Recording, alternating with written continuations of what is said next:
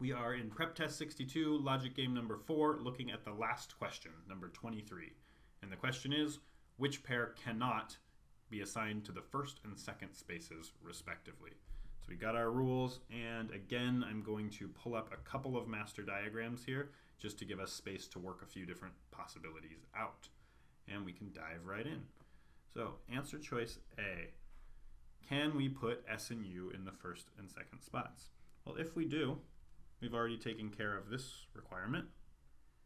And we've left ourselves plenty of space to put an R and a W and WM to take care of this requirement and a T in there. So no problem putting S and U in the first two spots. What about T and M? Well, again, T and M takes care of this requirement right off the bat. We're probably going to want to get our SU in there pretty soon. So we can try it right there. And then we've got R and W at the end. No problem. What about T and S? Let's try it right here. We have TS, but that means that we still need our SU. So there's our U. We can't get a TM, so we better get a WM.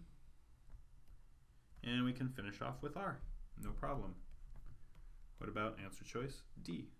We start with U, T. We better get actually, right off the bat, we can see a problem. If we start with UT, it's impossible to have ST, and it's impossible to have SU. So those cannot be our first two spaces. And just to check E, we'll try putting UW in here. We've got UW, might as well throw an M in there. What about an S and then a T, and then an R? Easy, lots of options. So D is the correct answer to question 23.